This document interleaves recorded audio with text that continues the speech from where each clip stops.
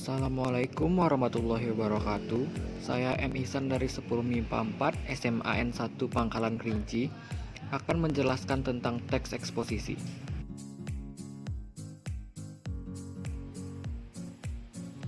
Dalam video ini ada 7 buah materi yang akan saya bahas. Yang pertama, pengertian teks eksposisi, lalu tujuan teks eksposisi, kemudian ciri-ciri teks eksposisi, struktur teks eksposisi, kaidah kebahasan teks eksposisi, jenis-jenis teks eksposisi, dan yang terakhir adalah langkah-langkah menulis teks eksposisi. Yang pertama, pengertian teks eksposisi. Apa sih teks eksposisi itu? Teks eksposisi adalah teks yang berisi paragraf atau karangan yang di dalamnya terkandung pengetahuan, informasi atau pandangan terhadap suatu masalah yang disajikan secara singkat, padat, dan jelas serta mudah dipahami.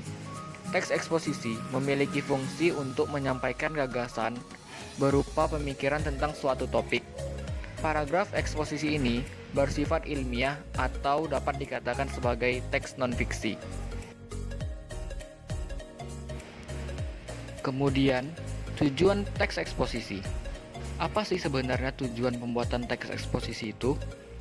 Teks eksposisi dibuat dengan tujuan menjelaskan informasi tertentu supaya dapat menambah ilmu pengetahuan pembaca.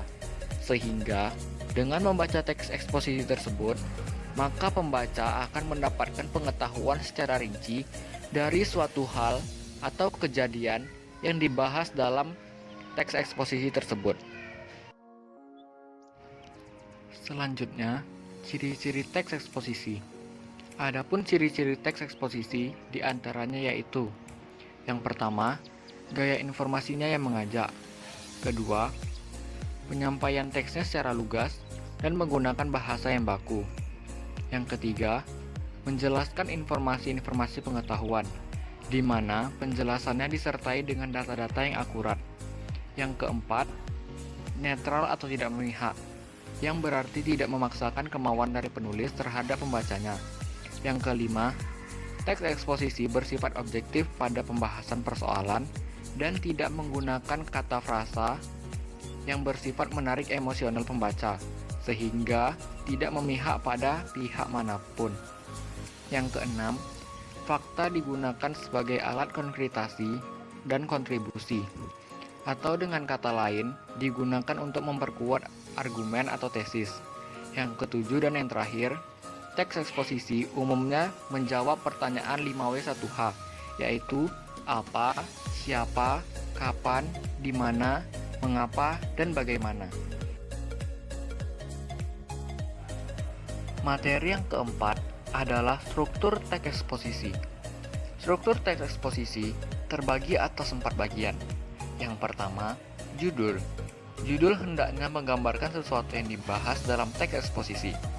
Judul hendaklah ditulis dengan kata-kata yang singkat, menarik, dan syarat akan makna. Yang kedua, pernyataan umum atau tesis.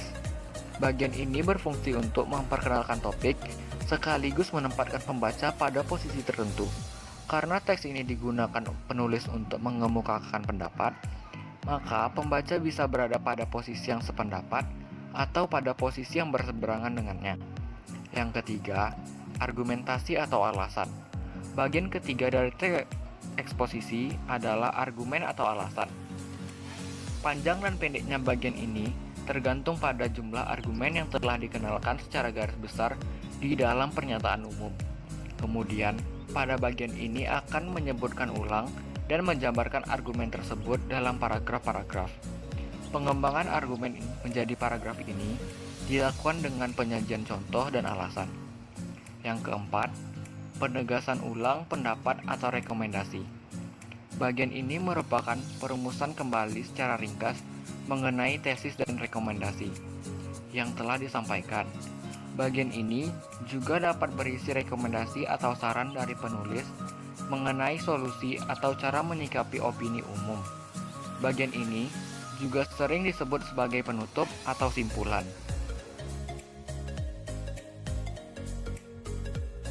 Kaidah kebahasaan teks eksposisi. Teks eksposisi biasanya ditandai dengan beberapa hal berikut. Yang pertama, Adanya pronomina. Pronomina atau kata ganti adalah jenis kata yang menggantikan nomina atau frasa nomina. Pronomina dapat diklasifikasikan menjadi dua macam, yaitu pronomina persona atau kata ganti orang dan pronomina non-persona atau kata ganti bukan orang. Yang kedua, nomina dan verba.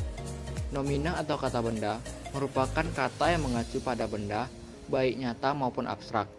Dalam kalimat, nomina berkedudukan sebagai subjek. Verba atau kata kerja merupakan kata yang mengandung makna dasar perbuatan, proses, atau keadaan yang bukan sifat. Dalam kalimat biasanya berfungsi sebagai predikat. Yang ketiga, konjungsi. Dalam teks eksposisi biasanya menggunakan kata-kata konjungsi yang menunjukkan hubungan argumentasi atau kausalitas. Selain itu, dapat pula menggunakan kata-kata yang menyatakan hubungan keterangan waktu atau kronologis, serta keterangan perbandingan atau pertentangan. Jenis-jenis teks eksposisi. Teks eksposisi dapat dibedakan menjadi 6 jenis. Yang pertama, eksposisi definisi, yaitu suatu paragraf eksposisi yang memaparkan definisi suatu topik tertentu. Yang kedua, eksposisi proses, yaitu langkah-langkah atau cara-cara untuk melakukan sesuatu dari awal hingga akhir. Yang ketiga, eksposisi ilustrasi, yaitu teks yang memaparkan informasi atau penjelasan-penjelasan tertentu dengan cara memberikan gambaran yang sederhana mengenai suatu topik dengan topik lainnya yang memiliki kesamaan sifat atau kemiripan dalam hal-hal tertentu. Yang keempat, eksposisi laporan, yaitu paragraf eksposisi yang mengemukakan laporan dari sebuah berita atau penelitian tertentu. Yang kelima, eksposisi perbandingan, yaitu eksposisi yang gagasan utamanya disajikan dengan cara membandingkan suatu hal dengan hal yang lainnya. Yang keenam, eksposisi pertentangan, yaitu eksposisi yang berisi tentang hal-hal yang saling bertentangan. Materi terakhir yang akan saya sampaikan adalah langkah-langkah pembuatan teks eksposisi. Bagaimana sih cara membuat teks eksposisi yang baik dan benar? Berikut adalah langkah-langkahnya. Pertama-tama, kita harus menentukan tema atau topik yang akan kita bahas. Kemudian, kita harus menentukan apa tujuan dari pembuatan teks eksposisi ini. Setelah mengetahui topik dan tujuannya, kita harus memilih data-data yang sesuai dengan topiknya. Lalu, buatlah kerangka dari karangan yang akan kita buat. Kembangkanlah kerangka tersebut hingga menjadi sebuah teks yang utuh. Dan hal terakhir yang akan kita lakukan adalah membuat kesimpulan atas teks yang sudah kita buat. Itu saja yang dapat saya sampaikan pada video ini. Kurang dan lebih mohon dimaafkan. Dan terima kasih kepada yang sudah menonton video saya ini. Akhir kata, wabillahi taufik wal hidayah. Wassalamualaikum warahmatullahi wabarakatuh.